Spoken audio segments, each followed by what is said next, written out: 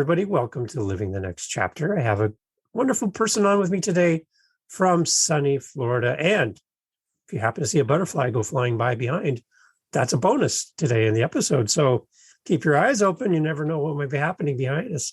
But Merle is here with us today. Merle Saferstein is with us. Merle is an author, and she loves journaling. And she has some great knowledge around legacy, which I've been looking at for your website, Merle. There's so many great things to talk about today, your books and all the great things. Welcome to the podcast. Nice to have you with us. Thank you. I'm thrilled to be here. It's Absolutely. Excellent. Okay, so I have your website off to the side on the screen, so I can see you there and I can see you here. So if you see me going back and forth, I'm looking at your website. Beautiful website, by the way. Thank you. We'll put links in the show notes for everybody to go and take a look. Merle, tell us a little bit about you and a little bit about your background, and then we'll start talking about your writing. Okay. So I have been an educator all my life. I started in elementary school teaching third grade and first grade. I directed a preschool. I directed a large camp, a day camp with 350 students, kids, and 75 counselors. And then I just in time took a break after a little while, and somehow by meeting some man at the beach, it's a long story, but I met a man at the beach, and he ended up being the director of the Anne Frank Center in New York.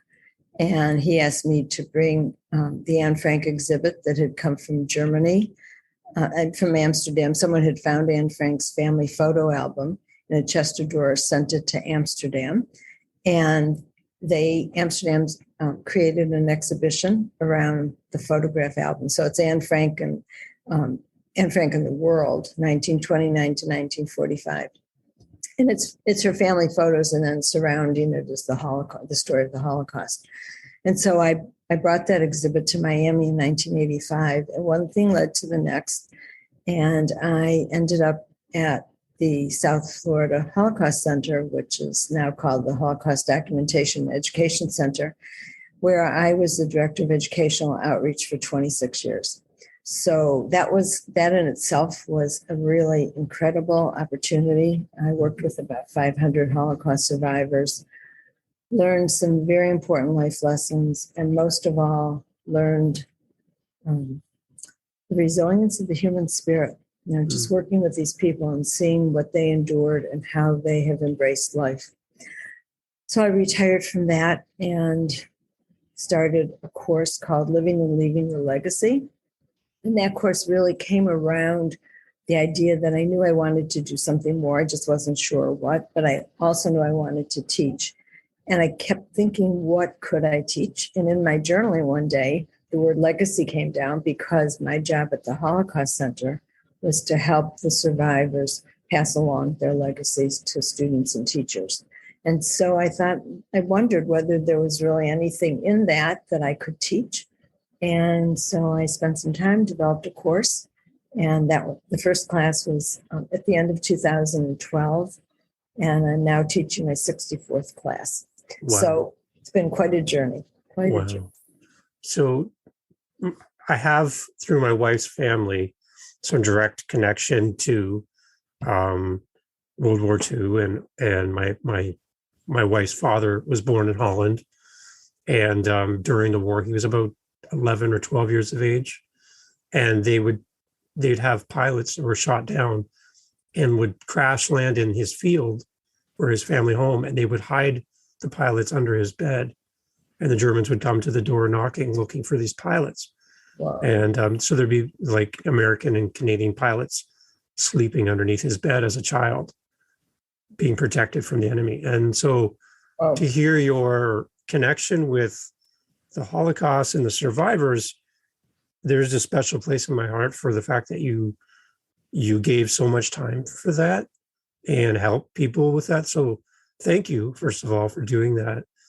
What about that time period and the events resonate with you personally? Is there something that drove you to be part of that?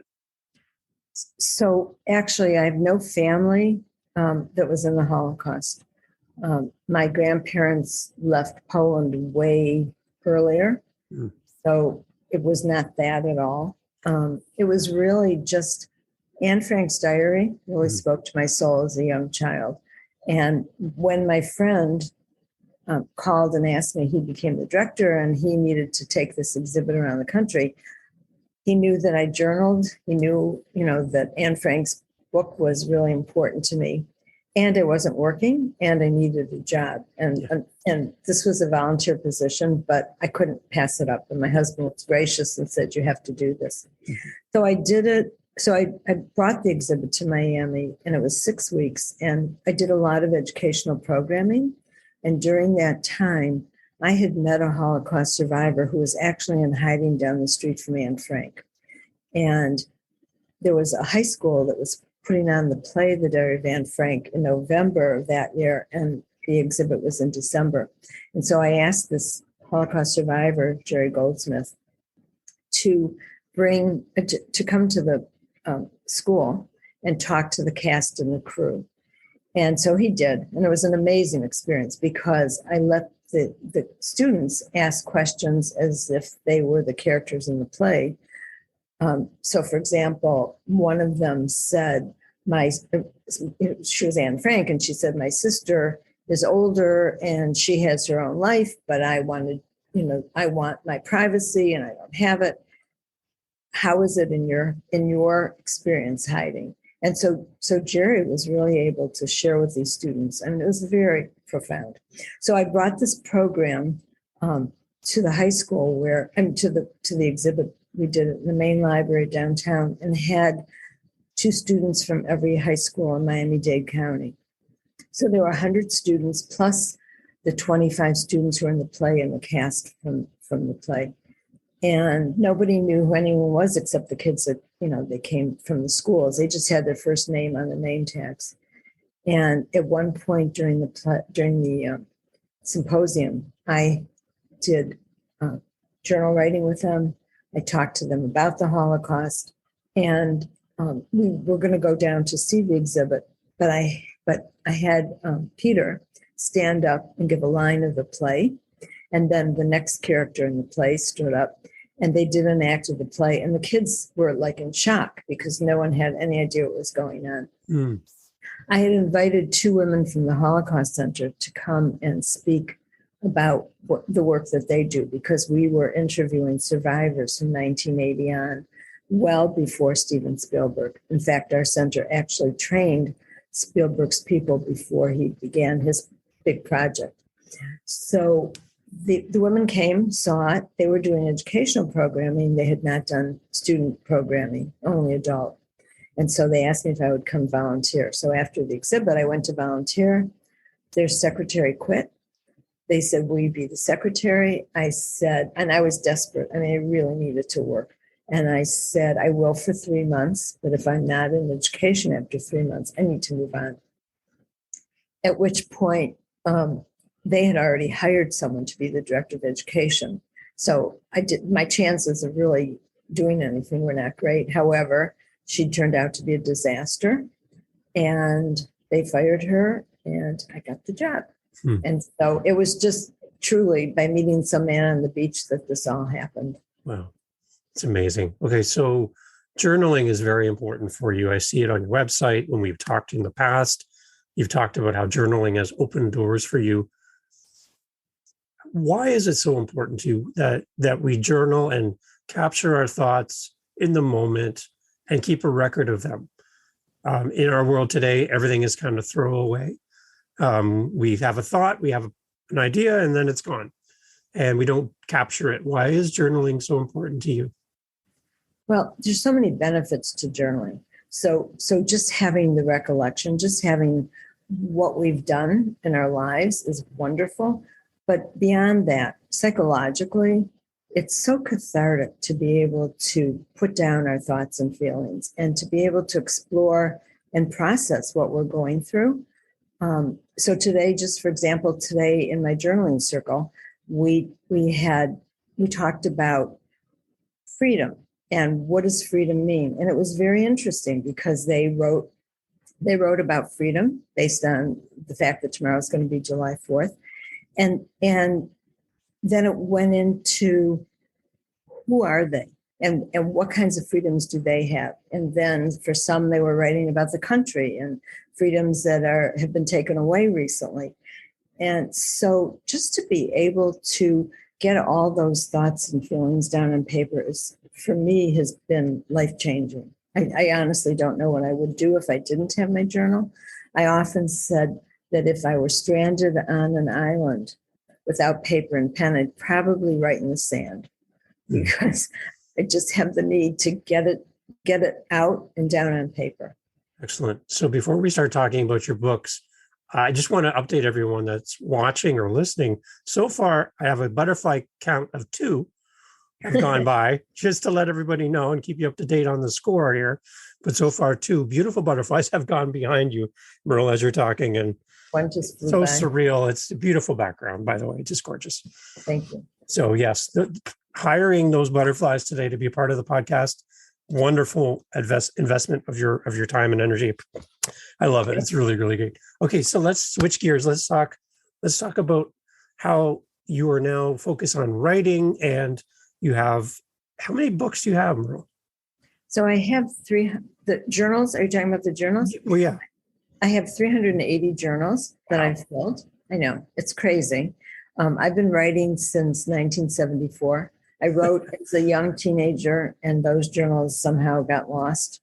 My mother claims that when they moved, she told me to come get them, and I didn't, which I have a little hard time believing, because I still have my autograph books from elementary school. So I can't imagine that I would have gotten rid of them or not gotten them. Yeah. But I've been writing pretty steadily for all those years. Wow. And so you have a new book that's come out. Yes. What is it?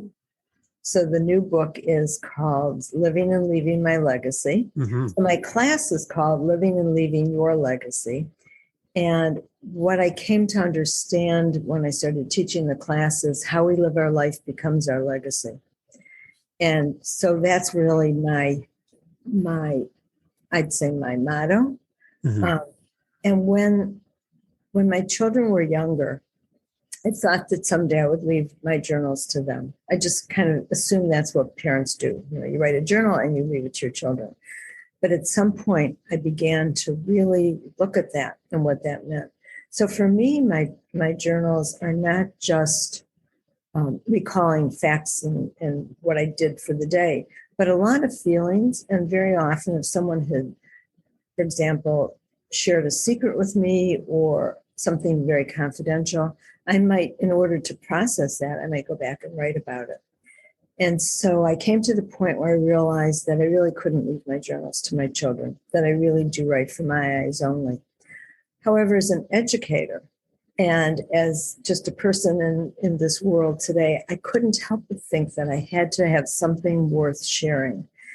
And I didn't know what that meant, but in 2002, I decided to go back and start reading my journals. So at the time, I had written 250. And so I spent from 2002 until 2016 actually going through and reading my journals. And what I did was I divided my life into 70 different topics. So if you imagine our life as a tapestry, then you take each thread. So each thread was a different topic. And what I would do was I would read the journal. And if I found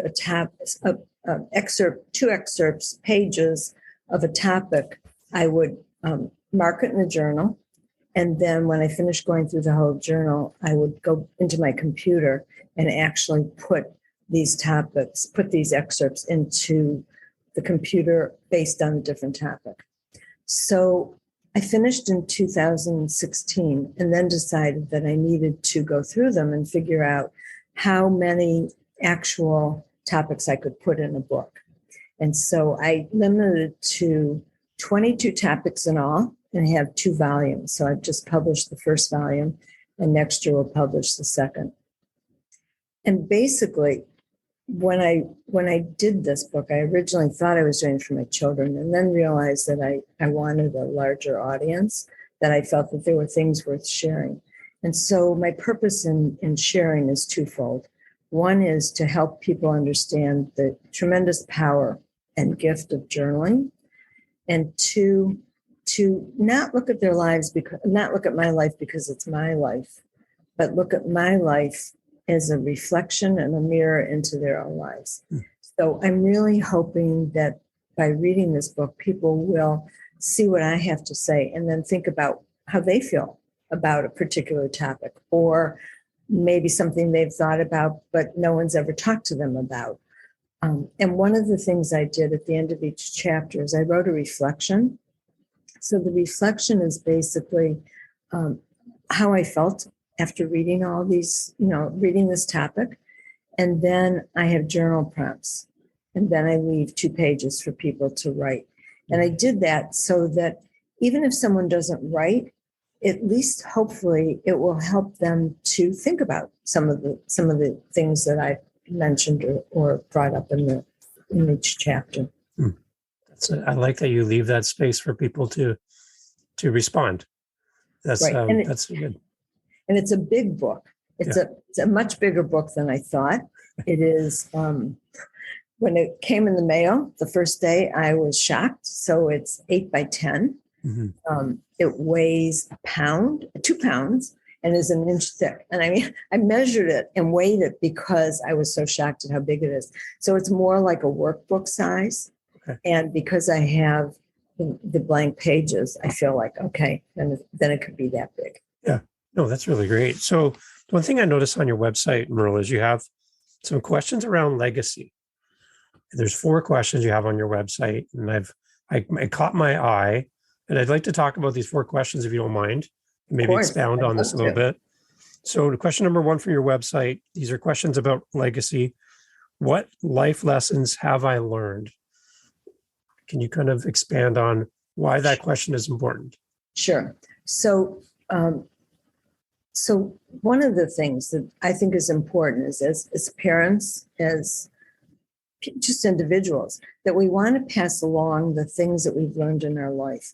So there is something called an ethical will, which is a spiritual document that contains our life lessons, our values and beliefs, our hopes and dreams. And so what I do in my class is I have people list like 5 life lessons, just things. Some of them are sayings like an early bird gets the worm, those kinds of things, or, deeper, more thought out things that people want to share. For example, when I said before about what I learned from the Holocaust survivor, that would be one of the things that I would want to share in an ethical will. And then in my classes, we go around the table and everyone reads one at a time, and we talk about it, or they talk about where they learned that life lesson from. And then others say, oh yeah, I believe that too. So by the end of that lesson, people have a long list of things that they might include in their ethical will.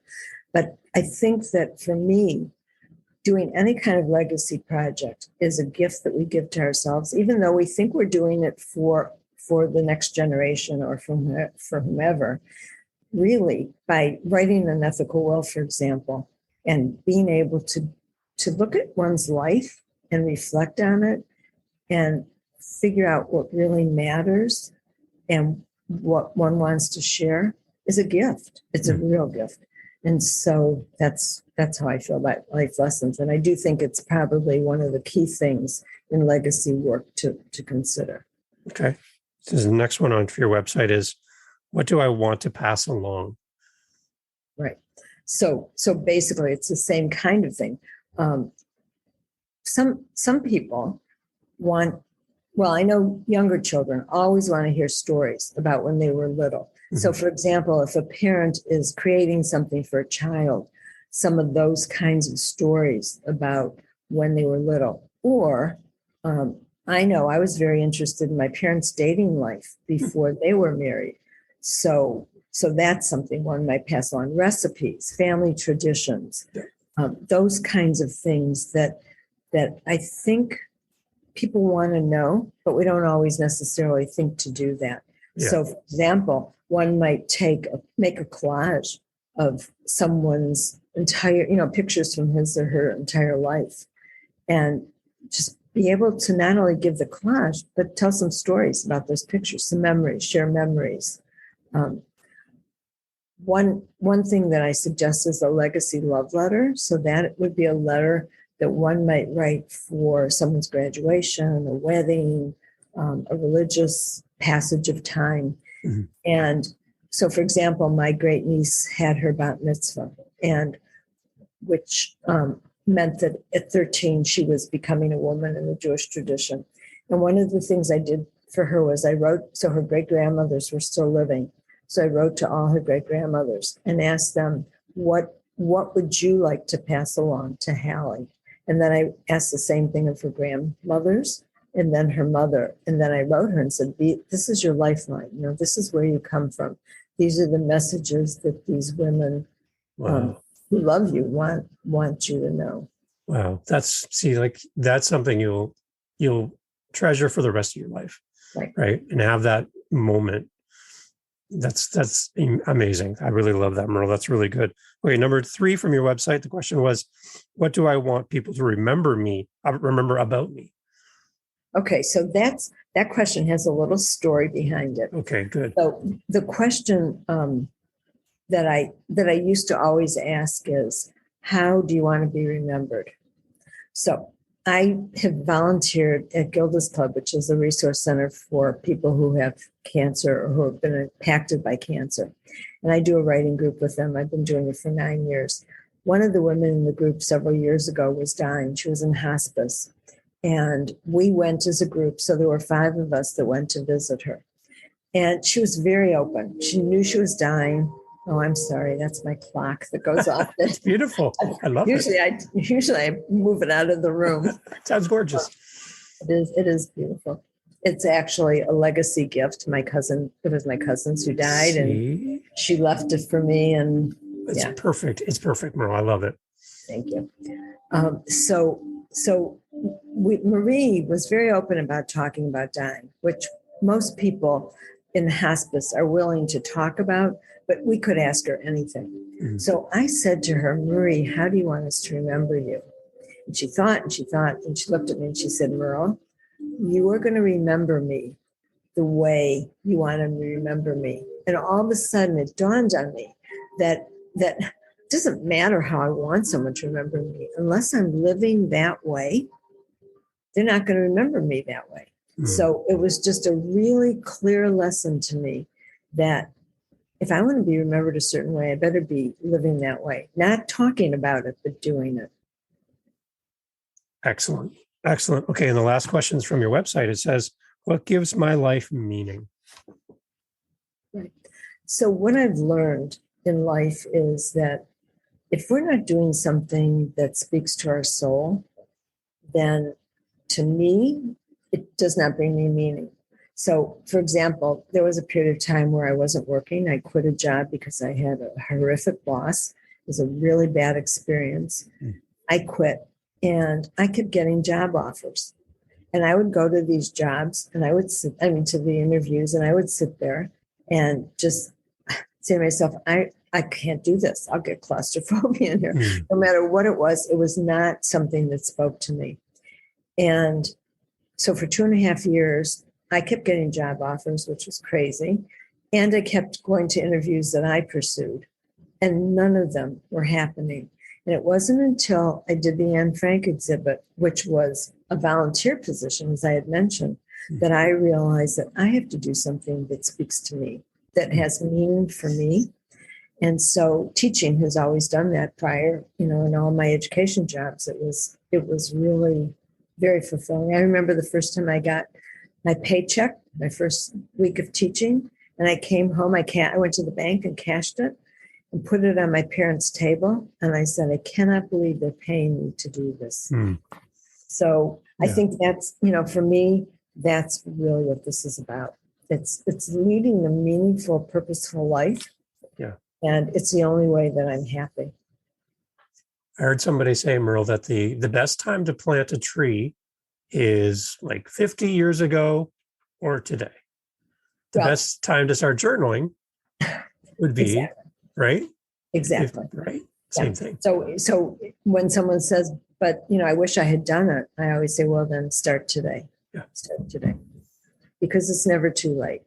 And I know people have already said that to me. They can't believe in reading my book that I have all this and they only wish they had had it.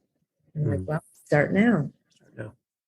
And the other thing about legacy that I just want to mention is that sometimes it really helps to go through photo albums or pictures, because that's where we really can get our memories. So if one wants to do some kind of legacy project, it might behoove them to start going through photos to get some of those memories going again. Yeah, and I know I'm a musician, and sometimes music can take you back, and you can actually recreate that entire experience with the music playing, and you can picture yourself driving down the road in the car, or on your first date with your spouse, your partner, or your children are small and this was their favorite song. It just takes you there, right? Absolutely. And in that moment, start journaling, start writing, because you're there, right, and capture what you can remember, right? Absolutely. Yeah. Excellent. All right, Merle, tell everybody the name of the book again. So the name of the book is Living and Leaving My Legacy. I will show it to you. Oh, that's even better. Look at that. Oh, that's gorgeous. Thank you. That's really nice. That turned out really good. Thank you. I had a wonderful not web designer. My web designer is great too, but a graphic designer who actually digitally drew the flowers. And it was wonderful working with her because we had an idea of, she had her ideas, I had mine, but she was really wonderful. In the center of the heart, I don't know if you can see it closely, yep, is actually 2 pages of my journal. Oh, nice. So, that's nice. I wanted, because I think that when we see someone's handwriting, it triggers memories also. Yes. And this is a book that's all computer generated, but yeah, I wanted someone to see that I do handwrite, and this is the best way to do it. My grandmother taught me how to make pie when I was 17. Nice. Not something most teenagers want to learn how to make, but I have her recipe cards handwritten in her handwriting. I have her pie trays, her pie tins with her signature on the bottom. And it's probably one of the most treasured things I have from her, because I had time with her together as a teenager and my grandmother, and she taught me how to make pie. Now I am the one who makes pies for family events. How's that, right? All from scratch. What kind of pies? Everything. All the fruit pies, pumpkin pie, everything. And we make our own crust. We do everything. And I learned that from her. And every time I see that recipe card, I think of her. Every time that I make a pie, I think of her. And that legacy continues. And that's what I'm hoping for your book as well, Merle, is that this will continue the legacy for people that read, and your family, and your legacy continues and continues and continues for many, many years, because it's wonderful to hear the journey, Merle, behind the book.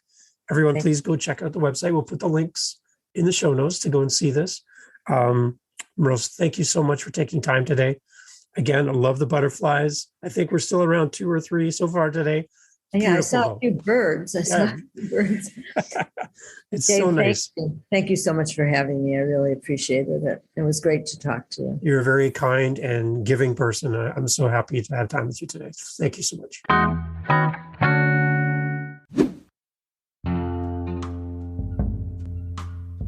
Hi, guys. This is Dave from Living the Next Chapter, a podcast designed to connect authors and audiences. We're always on the lookout for our next interview. If you're an author, a publisher, and you have a book, whether you're just starting, whether you're halfway through writing, or it's all done and you want to tell the world, that's why we're here at Living the Next Chapter. Get in touch with us through livingthenextchapter.com, contact us, and let's set up some time together to discuss your book, to discuss your project, and how we can get you on the show. My name is Dave, and I would love to speak to you. So go to livingthenextchapter.com, and let's get over there together and discuss all the great things that you're up to as an author, as a publisher, and let's grow your audience together. Join us on livingthenextchapter.com for great authors and an audience that's eager to hear about what you're up to as an author and a publisher. Contact us today and let's get your book out in front of others. Thanks for listening, and we'll see you on the next one.